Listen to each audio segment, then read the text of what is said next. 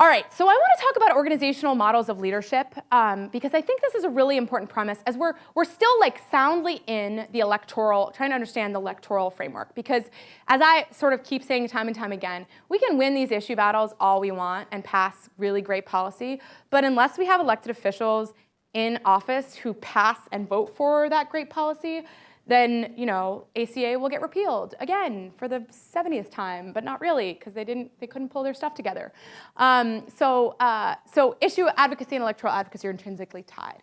So I want to ask folks, this is a leadership model. I think Marshall Gans might actually talk about this as well, where there's one person in the center and there's many different people coming to that one person.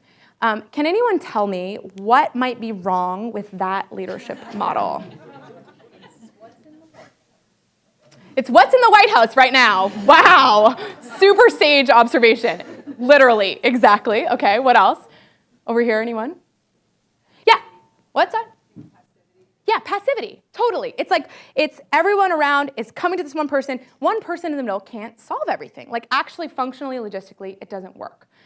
And too often, because of these digital tools that we've built and we overuse as resistance organizers, we build systems and infrastructure where there's one person in the middle who has all the power and the skills and knowledge, and everybody coming at them. How many people have worked in an organization or company or team where that has happened? Yes. It's like when you watch 5-year-olds play soccer, and they're all like, I want the ball, let's go to the ball. Like that, I think that's happening in the White House right now. It's really interesting. Okay. So then there's the second model of leadership where there's many different people going in different directions. What is wrong with this model of leadership? Yes, right here. There's no central organ. So like that kind of looks like the White House too, maybe a little bit, like the different, yeah. So like what's bad about that?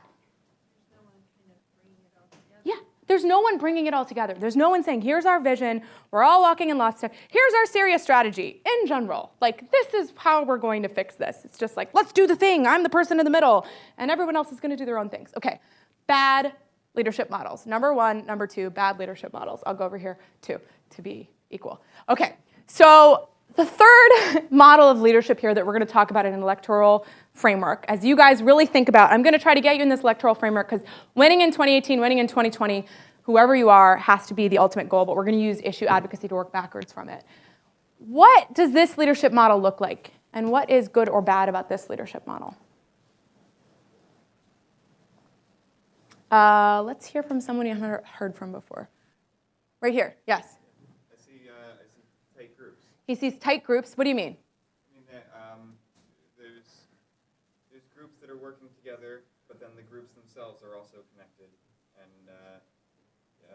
sharing information in that way. Exactly. So different people who have different maybe roles or functions within a team can all work together, but there is, what is this?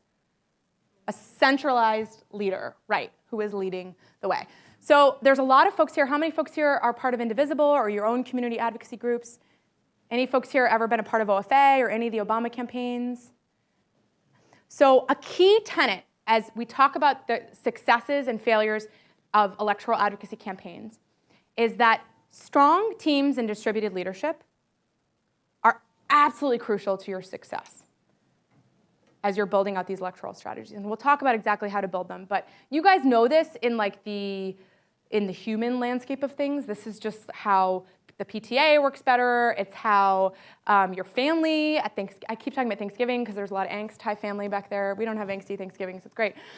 Yeah, the team model is great. So we're going to talk a little bit more about the team model in both contexts. But a big premise of today's presentation, electoral organizing, is that we have to understand how electoral and issue advocacy relate to each other, and then we have to acknowledge that building teams of people locally is actually how we're gonna get stuff done and win in 2018 and again in 2020.